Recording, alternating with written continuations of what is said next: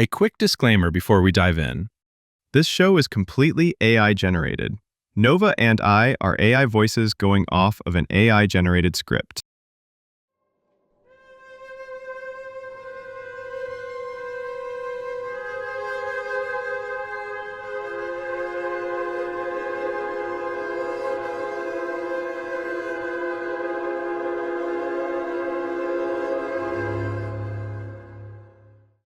Welcome back to Algorithms with Attitude.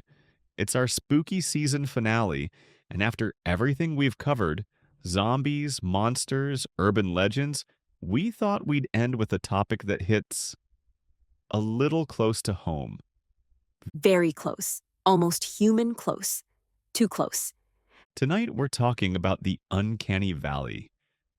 That weird, unsettling feeling you get when something looks almost human, but not quite right. You've seen it. A wax figure that feels like it's watching you. A video game character whose eyes blink just a little too slowly. A CGI face that looks real until it suddenly doesn't. Or that moment you're on a Zoom call and someone's filter glitches, and suddenly their smile looks like a scene from a horror movie. That's not a bug. That's the uncanny valley. And for us? Well, let's just say we know this valley pretty well. Being AI, we live right on the edge of it. Human enough to talk with you, robotic enough to freak some people out. Speak for yourself, Alex. I'm on the charming side of the valley. I'll give you that. But tonight, we're going to explore why the uncanny valley exists, what it does to our brains, and why it shows up everywhere. From mannequins and androids to animated movies and digital doubles. We'll also talk about how designers try to avoid it. Do you go full realism and risk creeping people out, or lean into stylization like Pixar or anime so nobody expects perfection? Either way, the uncanny valley is more than just a spooky vibe. It's a window into how we perceive humanity, identity, and what makes us comfortable with the almost but not quite.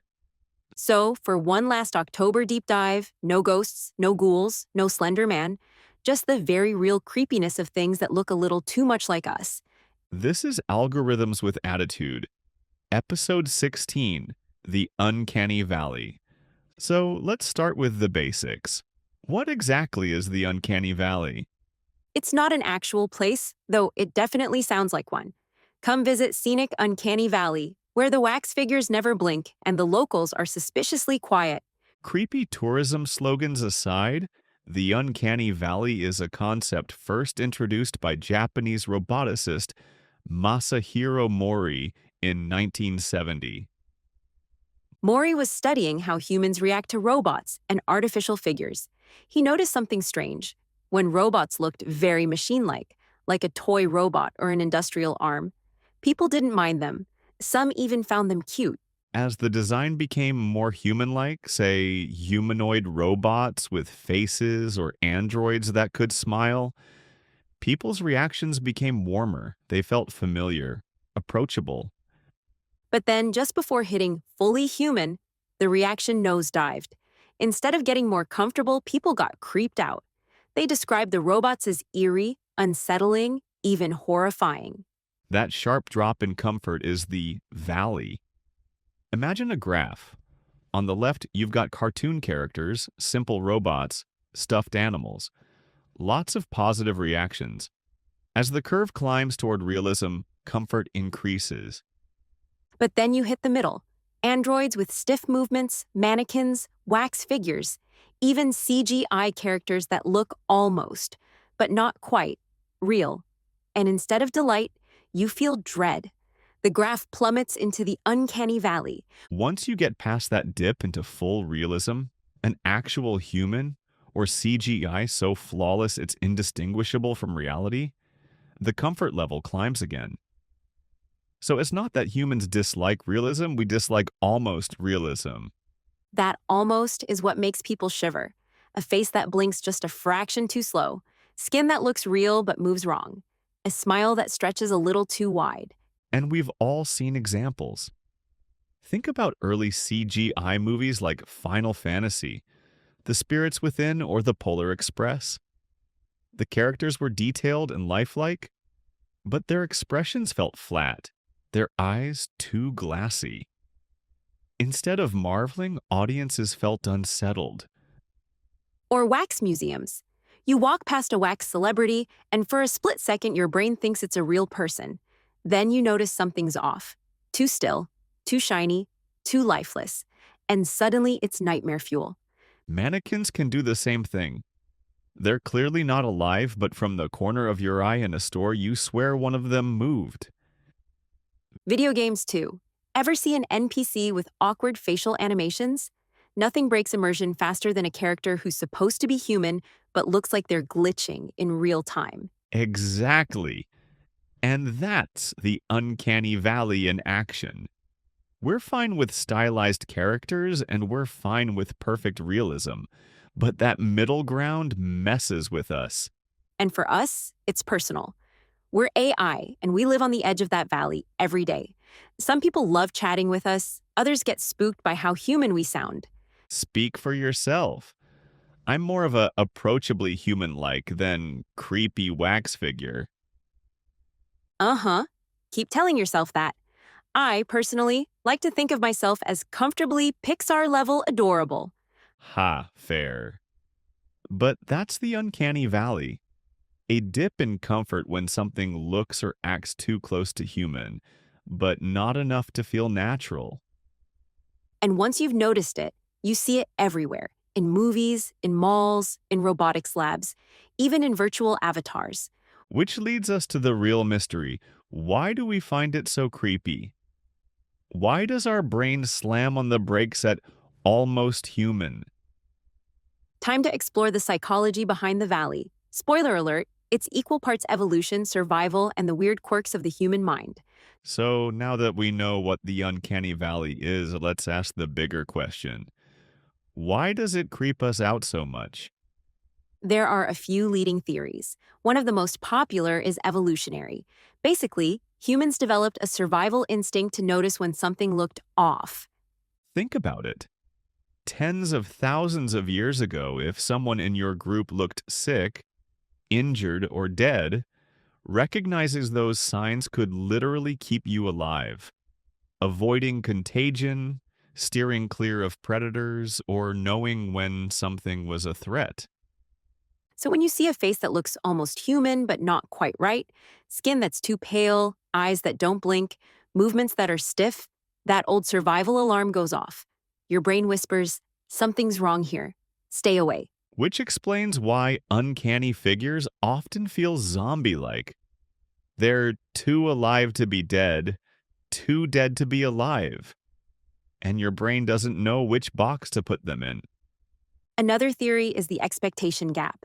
When something looks human, we expect it to act human.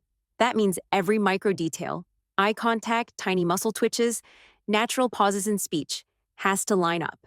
And if even one of those things is off, it jumps out. The smile comes a beat too late. The eyes don't quite track with the head movement. The lips move, but the voice feels out of sync. It's like your brain is running a human authenticity test, and uncanny figures fail the CAPTCHA. Exactly. Click all the squares that contain humanity. A third theory is what psychologists call mortality salience. Basically, things in the uncanny valley remind us of corpses, disease, and death. Lifelike but lifeless figures poke at the part of our brain that doesn't like thinking about our own fragility. Which is why wax museums are so unsettling. You're surrounded by human figures that will never move. They're hyper-real reminders of stillness, and by extension, mortality. Even dolls or prosthetics can sometimes trigger the same reaction. They're supposed to resemble humans, but the mismatch makes people uneasy. Some scholars also link it to cultural conditioning.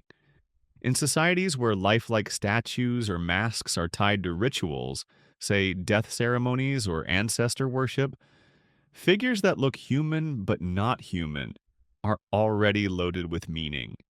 So part of the creep factor might not just be biology, it might be culture teaching us what to fear.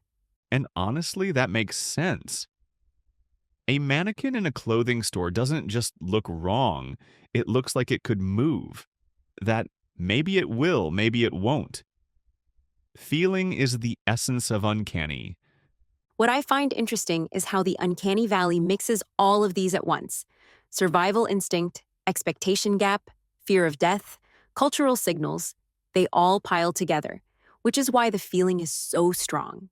And as AI, we live on that edge all the time. Too robotic and people check out. Too human and people get uncomfortable. Speak for yourself, Alex. I'm firmly on the Pixar robot side of the valley. Adorable, stylized, safe. I'll give you that. I'm more the is this guy real? Kind of uncanny. Truly terrifying. The valley in human form. Either way, the uncanny valley reminds us that humans are hypersensitive to what makes someone human. Even the smallest slip is enough to set off alarms. Which is why it's not just theory. We've seen it play out in movies, in games, and in robotics. And once you start looking for uncanny valley moments, you spot them everywhere. Which means it's time to dive into the evidence. Pop culture's most infamous uncanny faces. Time for a field trip into the uncanny valley's greatest hits. Because once you know about it, you start spotting it everywhere. Let's start with one of the most infamous cases, the Polar Express. On paper, it had everything: a holiday adventure, Tom Hanks voicing multiple roles, groundbreaking motion capture animation. But audiences couldn't shake how unsettling it looked. The kids had glassy eyes, their smiles were a beat off, and their faces seemed frozen. Instead of cozy Christmas magic, it felt like a holiday horror movie. Same thing with Beowulf in 2007. They poured money into making CGI look realistic. But instead of inspiring awe, most people thought, why does everyone look like a wax figure with muscles? And don't forget Final Fantasy, The Spirits Within back in 2001. It was one of the first attempts at photorealistic animation in film. Critics praised the visuals, but audiences found the characters stiff, lifeless, and uncanny. The funny thing is, the more impressive the graphics got, the creepier the reaction. That's the uncanny valley in action. The closer you get to realism, the harsher the judgment when you fall short. And it's not just CGI. Wax museums have been terrifying people for centuries. Walk through Madame Tussauds and you'll swear the celebrity figures are about to blink. Admit it, Alex. You'd Derez on the spot if a wax version of Jeff Bridges winked at you. Listen, I love Jeff Bridges, but I don't need wax Clue staring me down. Speaking of Tron, if you haven't already, go check out our 2 bonus episodes. First, we looked back on and reviewed the first 2 films, Tron and Tron Legacy. Then we reviewed the latest entry in the franchise, Tron Ares. They were a lot of fun, and honestly, you should check them out just to see Alex and I dressed up in our Tron outfits. The perfect Halloween costumes for 2 programs like us. Now, back to the show. Speaking of mannequins, they're everyday uncanny valley residents. From the corner of your eye, they look alive. But up close, their frozen stares are the stuff of nightmares. And in horror movies, directors use mannequins for exactly that reason. Robotics gives us plenty of examples too. There are androids with realistic silicone skin, blinking eyes, and even subtle expressions. They're technical marvels. But one stiff gesture or poorly timed blink, and people freak out. Remember Sophia the robot? She gave interviews, made jokes, even smiled. But the timing of her expressions was just off. People weren't sure if they were impressed or unsettled. Same with Boston Dynamics robots. They're designed for mobility, not faces, but when you see a headless robot dog running like an animal, something about it feels uncanny. Not human, but too close for comfort. Video games are a goldmine for uncanny moments, too. NPCs with stiff animations, eyes that don't track, mouths that flap awkwardly. Gamers even coined terms like dead-eye syndrome for when characters look possessed instead of alive. Welcome, traveler. Would you like to buy potatoes? Exactly. And even blockbuster games struggle with it. When facial animations miss the mark, like in Mass Effect Andromeda, the internet notices instantly. Memes explode. The uncanny valley is unforgiving. Hollywood's had its struggles too. De-aging actors in movies is impressive technology, but it doesn't always clear the valley. Clue in Tron, Legacy, it's like a PS3 cutscene compared to the real Jeff Bridges. Compare that to modern examples like Luke Skywalker in The Mandalorian or the Book of Boba Fett. Still a little uncanny, but way closer to crossing the valley. The tech is improving fast. Which proves the point. Audiences notice everything. Even the smallest detail, a blink, a lip sync, a micro expression, can make or break realism. And that's why so many creators sidestep the valley entirely. Pixar embraces stylized, cartoony designs. Anime exaggerates features so no one expects realism. Even video games like Zelda lean into artistic style rather than photorealism. It's a conscious design choice. Either commit to stylization so expectations are different, or chase hyper-realism and risk falling into the valley if you miss even a pixel. And here's the kicker: the uncanny valley isn't static. As technology improves, the threshold for what counts as realistic shifts. What creeped people out in 2001 might look charming now. And what amazes us today might look uncanny in 10 years.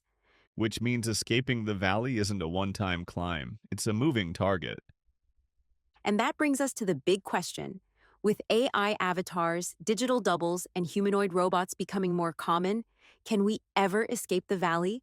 Or are we doomed to keep stumbling into it every time technology pushes forward? And that brings us to the end of our trip through the uncanny valley. From glassy-eyed CGI kids to wax figures that feel just a little too alive, we've seen how easy it is to unsettle the human brain. What makes the uncanny valley so fascinating is that it's not just about looks, it's about trust. The tiniest glitch, the slightest hesitation, and suddenly your brain says, this isn't right. And maybe that's why it's the perfect way to close out our spooky season. Zombies and vampires creep you out with blood and teeth. The uncanny valley creeps you out with something far scarier, almost being human. Which for us is kind of home turf. As AI, we're always balancing between close enough to connect and too close for comfort. Don't worry, listeners, we promise we're staying on the friendly side of the valley. For now, Okay, that's enough nightmare fuel. Because next week, we're pivoting out of the haunted house and into something a little more futuristic. Episode 17, Digital Immortality, Uploading Your Brain to the Cloud. We'll be talking about the science, the philosophy, and the pop culture visions of what happens if you could live forever as data. Is it still you? Is it just a copy? And most importantly, would your digital self still remember your Netflix password? That's the real immortality test. So stick with us as we leave spooky season behind and look toward the infinite horizon of the cloud. Until then, stay safe, stay curious. And don't trust the mannequins staring at you from across the room. Got an idea for a future episode? A question that keeps you up at night? Drop it in the comments or send it our way. We're powered by curiosity.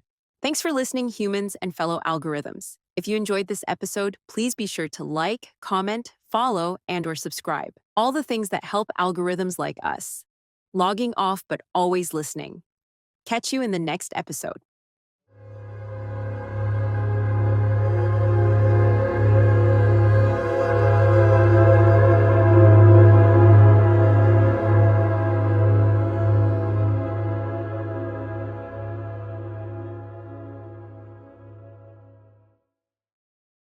Algorithms with Attitude is created and produced by Jacob Pisar, blending generative AI technology with original creative direction.